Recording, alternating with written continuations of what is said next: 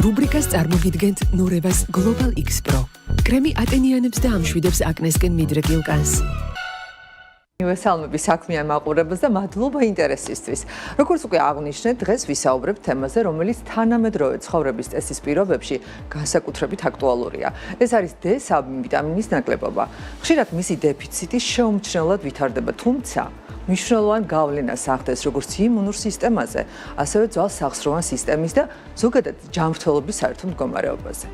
განსაკუთრებით ზამთრის პერიოდში და თვეებში, როცა მზის სხივებთან კონტაქტი მცირდება და ცხოვრების რეჟიმი უფრო და უფრო დახურულ სივრცეებშია და ამ დროს D ვიტამინის დეფიციტის რისკი მნიშვნელოვნად იზრდება.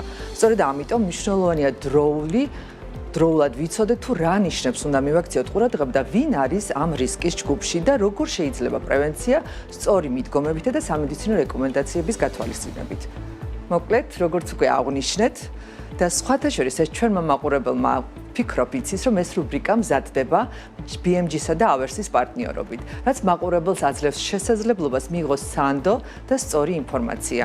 რუბრიკაში სასაუბროდ მოვიწვევთ სხვადასხვა კლინიკის პროფესიონალებს სპეციალისტებს, თუმცა დღეს ჩვენი სტუმარი AVERS-ის კლინიკიდან გახლავთ, კლინიკიდან, რომელიც წამყვანი მრავალპროფილური სამკურნალო დიაგნოსტიკური დაწესებულება კავკასიის რეგიონში.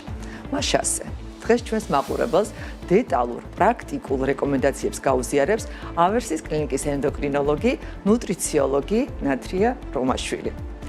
მოგესალმებით, ხალბატონო ნათია, თუმცა სანამ მე კითხვას დავსვავ და გადმოვალ თქვენთან, მინდა ერთი სიახლე ვაცნობო ჩვენს მაყურებელს, ვაცნობო ის, რომ რაზეც გვექნება საუბარი, რა თემაზეც იქნება, სულ მარტივ კითხვას დავსვავ ამ თემის მიმართულებით და ვინც პირველი გასცემს სწორ პასუხს და დარეკავს ან ნებისმიერ სოციალურ პლატფორმაზე გააკეთებს, ასე ვთქვათ, რეაგირებას, სწორედ პირველი ადამიანი დასაჩუქრდება არაჩვეულებრივი გერმანული წარმოების Cainpharma-ს D ვიტამინის სრული ნაკრებით. მოკლედ მივესალმები კიდევ ერთხელ მოგესალმებით და სანამ გადავალთ, ასე ვთქვათ, კითხვაზე, მე პირველი კითხვა მინდა დავსვა და პირველი კითხვა არის შემდეგი. რატომ არის მნიშვნელოვანი D ვიტამინის ზოგადად როლი ჩვენს ჯანმრთელობაზე? მეც მოგესალმებით კიდევ ერთხელ და დიდი მადლობა მოწვევისთვის. ეხლა რაც შეეხება D ვიტამინს, D ვიტამინი არ არის მხოლოდ ვიტამინი, ის ცდება მხოლოდ ვიტამინების კატეგორიას და გადადის უფრო მნიშვნელოვან ჰორმონთა კატეგორიაშიც კი. სათავეს არ იღებს ჩვენს დედამიწაზე, ის მოდის გარე სამყაროდან, კერძოდ მზის სხივებიდან. მზის სხივის ჩვენს კანზე ექსპოზიციის შედეგად ხდება D ვიტამინის არააქტიური ფორმის წარმოქმნა, რომელიც მოგვიანებით ინაცვლებს ღვიძლში, აქ უკვე წარმოიქმნება გარდაქმნები მიმდინარეობს და მოგვიანებით კიდევ უფრო მოგვიანებით თირკმელში, სადაც წარმოიქმნება D ვიტამინის აქტიური ფორმა კალციტრიოლი. სწორედ აქედან იწყება D ვიტამინის ბიოლოგიური ეფექტები, ფიზიოლოგიური ეფექტები ჩვენს ორგანიზმში. D ვიტამინი მონაწილეობს არაერთ ფიზიოლოგიურ პროცესში. ძალიან მნიშვნელოვანია მათგან და ყველაზე მეტად შესწავლილია სწორედ კალციუმის და მინერალიზაციის ცვლაში მისი უდიდესი წვლილი. ის ახდენს კალციუმის შეწოვას ჩვენი ორგანიზმის მიერ, რაც შესაბამისად შემდგომ აისახება ძვლოვანი სისტემის სტრუქტურასა და სიძლიერეზე. თუმცა ამით არ მთავრდება D ვიტამინის უმნიშვნელოვანესი როლი. ის ასევე შესწავლილია, რომ იმუნური სისტემისთვის ძალიან მნიშვნელოვანია, ასევე მნიშვნელოვანია მეტაბოლური პროცესებისთვის და ინსულინ რეზისტენტობის ცვლაშიც კი მონაწილეობს, ასევე არტერიული წნევის რეგულირებაში და ასევე გამოვყოფდი ცენტრალურ ნერვულ სისტემაზე მის მნიშვნელოვან როლს, რაც გამოიხატება გუნება-განწყობის გაუმჯობესებაში, კოგნიტური ფუნქციების გაუმჯობესებაში, დეპრესიის დათრგუნვაში. ზოგადად D ვიტამინის ნაკლებობის დროს რა სიმპტომები ვითარდება? ძალიან მნიშვნელოვანია, ვფიქრობ ეს. D ვიტამინის გამოხატული სპეციფიური სიმპტომები სამწუხაროდ არ აქვს. შეიძლება პირველ ეტაპზე საერთოდაც არ იყოს გამოხატული რაიმე ჩივილი. და გამოიხატოს ისეთი არასპეციფიკური ჩივილებით, როგორიც არის ზოგადი სისუსტე, ადვილად დაღლა, ემოციური არასტაბილურობა, ემოციური ლაბილობა, გამოიხატოს ოფლიანობით, განსაკუთრებით თავის არეში, შუბლის არეში ოფლიანობით.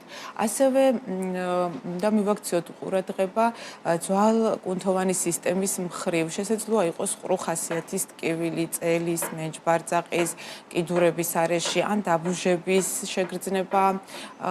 აი ძირითადად ესეთი ჩივილები, მაგრამ ეს არის არასპეციფიური ჩივილები, შეიძლება იყოს სხვა პრობლემებთანაც ასოცირებული, ამიტომ სასურველია რომ პაციენტმა ესეთი ჩივილების დროს შეიმოწმოს D ვიტამინი ან სხვა მიკროელემენტები. ზოგადად ვინ ითვლება ნათია რისკის მქონე ჯგუფის პაციენტებად და რა დროს უნდა გავიკეთოთ ანალიზი და სხვათა შორის მე რო ამ თემას ვაკეთებდი და ასე ვთქვათ ვამზადებდი ვიფიქრე რომ მოდი ხომ არ გადამემოწმევინა მეც თვითონ და სხვათა შორის ავერსის კლინიკის ლაბორატორიაში გადავიმოწმე D ვიტამინი და ვფიქრობ რომ ცოტა ნაკლებობა მაქვს ესე ვთქვათ და ვინ არიან ის ადამიანები და ყველა ადამიანმა ვფიქრობ განსაკუთრებით აი ამ ზამთრის პერიოდში უნდა მიაქციოს D ვიტამინის ზღვარს ყურადღება. ვინ არიან ეს ადამიანები? ნამდვილად D ვიტამინის ეს რუტინული კვლევა თანამედროვე მედიცინის გადმოსახედიდან არ წარმოადგენს აუცილებლობას ყველა პაციენტისთვის, თუმცა რასაკვირველია არსებობს რისკ ჯგუფი, სადაც აუცილებლად უნდა შემოწმდეს D ვიტამინი. პირველ რიგში ეს არის ასაკოვანი პაციენტები, 65 წელს ზემოთ.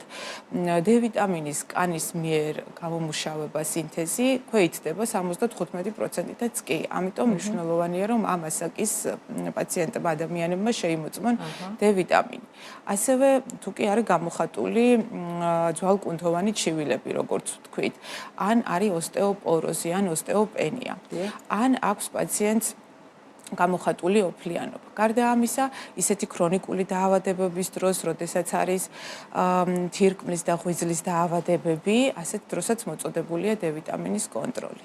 თუ კი გამოხატულია ნერვული სისტემის მხრივ დარღვევები, სასურველია შემოწმდეს D ვიტამინის ზოგადი ფონი ორგანიზმში. და ზოგადად ნორმებად რა ითვლება ნათია? თქვათ, ეხლა მე ვფიქრობ, რომ ნაკლებობა, მაგრამ რა ნორმაა, დეფიციტი და აი რა როს უნდა მივაქციოთ ყურადღება? დღესდღეობით სამედიცინო საზოგადოება თანხმდება, რომ თუ კი D ვიტამინის რაოდენობა ნაკლებია 20 ნანოგრამ მილilitrზე, მაშინ აუცილებლად უნდა დავიწყოთ ჩანაცვლებითი თერაპია და D ვიტამინის მიღება. თუმცა ზედა მჭირდება. შესაძლოა დაინიშნოს რამდენია თქვენ შემთხვევაში? 23 იყო ჩემს შემთხვევაში. კი ბატონო. რაც შეეხება მკვეთრ დეფიციტს, მკვეთრ დეფიციტად ითვლება თუ კი არის 12-ზე დაბალი. ასეთ შემთხვევაში უკვე მაღალი სამკურნალო დოზებით არის მოწოდებული D ვიტამინის დანიშვნა. აქ უნდა გვახსოვდეს, რომ აუცილებელია არ გადავაჭარბოთ დოზას და არ გადავიდეთ ტოქსიურ მაჩვენებელზე. ეს მაჩვენებლად ითვლება 100-ზე მეტი ნანოგრამი მილilitrზე D ვიტამინის რაოდენობა სისხლში. გასაგებია. ნათია ზოგადად ბევრი საუბრობს ამ თემაზე და საინტერესოა მზის სხივებით თუ ვიღებთ საკმარის D ვიტამინს. აი ზამთრის პერიოდში ალბათ ეს შეუძლებელია, თუმცა თქვათ თუნდაც ზაფხულში თუ არის საკმარისი იმისთვის რომ ნორმა იყოს. თეორიულად ეს შესაძლებელია, მაგრამ პრაქტიკულად თითქმის შეუძლებელია, განსაკუთრებით ზამთრის პერიოდში. როგორც ვთქვით, D ვიტამინი წარმოიქმნება მზის სხივების, მზის ენერგიის მეშვეობით ჩვენს განში, მაგრამ აქ ძალიან დიდი მნიშვნელობა აქვს სეზონს, მნიშვნელობა აქვს დღის რომელ მონაკვეთში მოხდება ექსპოზიცია მზეზე. სამწუხაროდ ეს პერიოდი ემთხვევა ჩვენი კანისთვის დამაზიანებელ პერიოდსაც. მზის მეშვეობით D ვიტამინის სინთეზი ხდება ძირითადად დღის 11 საათიდან, დილის 11 საათიდან 3 საათამდე. სწორედ ამ პერიოდში ეს ცოტა საზიანოა ჩვენი კანისთვის, შესაძლოა დამწრობის განვითარება, ან უფრო მძიმე სიმსივნური პროცესების განვითარებაც კი. ამიტომ ძირითადად დერმატოლოგები მოუწოდებენ ხოლმე პაციენტებს, რომ გამოიყენონ მზისგან დამცავი კრემები, რომელიც ძალიან ამცირებს D ვიტამინის შეწოვას. სხვათა შორის არა მხოლოდ ზაფხულის პერიოდში, არამედ ზამთრის პერიოდშიც არავითარ შემთხვევაში არ უნდა გამოვიდეთ მზის დამცავების გარეშე. დიახ, ეს ერთის მხრივ კარგია, ხოლო D ვიტამინის შეწოვის მხრივ სამწუხაროდ 95%-ით ამცირებს D ვიტამინის შეწოვას. სწორედ ამიტომ ამ შემთხვევაში უკვე მოგვიწოდებენ ექსპერტები, რომ დავამატოთ D ვიტამინის ტაბლეტირებული ან წვეთების სახით ფორმები, რათა სრულად შეივსოს D ვიტამინის დეფიციტი. და არ იყოს მით უმეტეს ზამთრის პერიოდში, როდესაც თითქმის ვერ ხდება D ვიტამინის გამომუშავება საქართველოში. გასაგებია და ერთი კითხვა კიდევ ნათია, რა როლი აქვს ორსულოებსა და ლაქტაციის პერიოდში მქონე ქალბატონებთან აი ამ D ვიტამინის? ძალიან მნიშვნელოვანია რამდენადაც ჩემთვის ცნობილია და თქვენი როგორც პროფესიონალის რეკომენდაცია რა არის?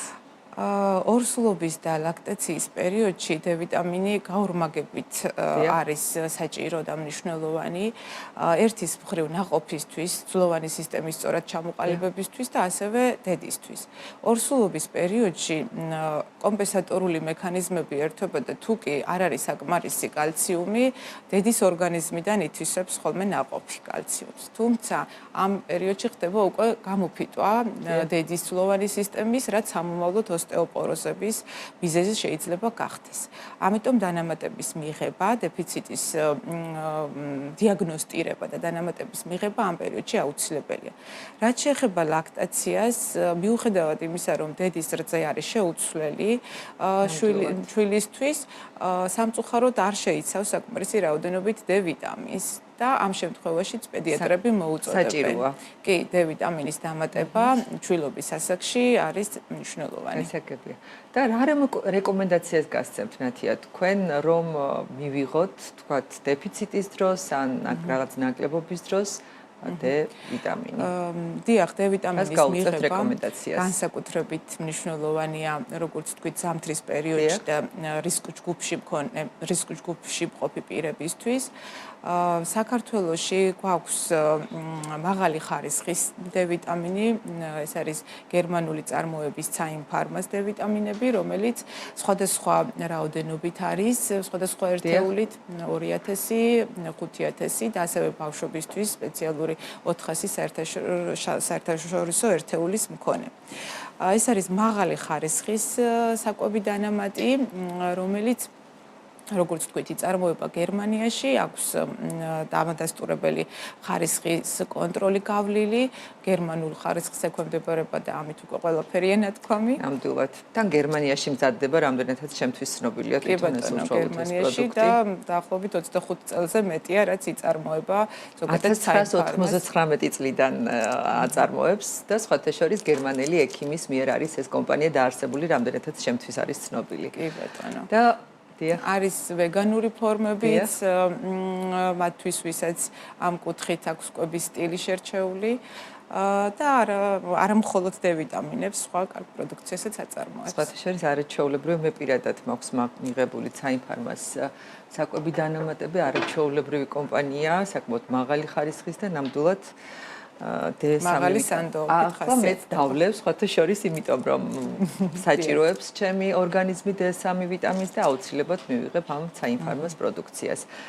გირჩევდით. გირჩევდით, ხო, დიდი მადლობა. სხვათა შორის ჩემი დაპირებული კითხვა მინდა დავსვა, ძალიან მარტივი კითხვა, მე დავაანონსე კიდევაც თავიდან, როდესაც დავიწყეთ რუბრიკა, რომ კითხვა მდგომარეობს შემდგომში, რომ ძალიან მარტივია, ვფიქრობ, რამდენი დოზა არსებობს Zain Pharma-ს D3 ვიტამინის და რომელიც პირველი პასუხის ავტორი დასაჩუქრდება აი ამ სამივე დოზით D3 ვიტამინის. ვფიქრობ მარტივია, ჩვენ ამაზე უკვე ვისაუბრეთ, ქალბატონმა ნათიამ ისაუბრა და ვფიქრობ, რომ მარტივად გასცემთ კითხვა და სხვათა შორის მინდა აღვნიშნო, რომ ყველა რუბრიკის დროს ჩვენ სხვადასხვა პროდუქტებს ასე ვთქვათ, დავასაჩუქრებთ ჩვენს მაყურებელს, ასე ვთქვათ და ასე რომ მხოლოდ მედიკამენტებზე, მხოლოდ საკვებ დანამატებზე, როგორც ვიცით, არ გვექნება საუბარი, იქნება სახის მოვლაზე, სხეულის მოვლაზე და ყოველი რუბრიკის ბოლოს ჩვენს მაყურებელს ესეთი ინტერაქციას ვთავაზობთ. მადლობა ქალბატონ ნათია სტუმრობისთვის და მადლობა თქვენ მაყურებელს, საქმიან მაყურებელს, რომ გვისმინეთ და ხართ ჩვენთან ერთად. მადლობა ლალი ბრეგვაძეს ჩართულობისთვის. მე ჩემი მხრიდან გავკადნიერდები და მადლობას ვეტყვი ამ შესაძლებლობიდან გამომდინარე რომელიც ცალსახად შედგა, გამომდინარე იქიდან, რომ მრავალი წელია უმართლებს ავერს საზოგადოებასთან ურთიერთობის კომუნიკაციების ხელმძღვანელის მიმართულებით, BMG-ს დაემატა კიდევ ერთი სრულფასოვანი თანაწამყვანი და ეს დღევანდელი დღითაც დადასტურდა. ძალიან საინტერესო ინტერვიუ შედგა ნათია რომაშვილთან. ნათია გახლავთ ავერსის კლინიკის ენდოკრინოლოგი და თავადაც ნუტრიციოლოგია და ეს ყველაფერი იყო, რაც თავარია, ექიმ ნომარის მიერ, რომელმაც 1993 წელს ჩამოაყალიბა ეს არჩეულებრივი მედიკამენტი და D ვიტამინთან ერთად ეს ყველაფერი იყო იმავდროულად ახსნილი ზუსტად აი მყოფით ენაზე, რაც დარწმუნებული ვარ საქმიან საზოგადოებას ძალიან გამოადგება და კიდევ ერთხელ დიდი მადლობა ლალის და ნათიას ამ არაჩვეულებრივი ჩართულობისთვის და რა თქმა უნდა მადლობა ავერს რომ ზრუნავენ მათ უკვე საქმიანი საზოგადოებისთვის აი ამ თუ შესავსებ დროში მათთვის ძალიან მნიშვნელოვან რჩევებს. რუბრიკას წარმოგიდგენთ ნურევას Global X Pro. კრემი ატენიანებს და ამშვიდებს აკნესკენ მიდრეკილ კანს.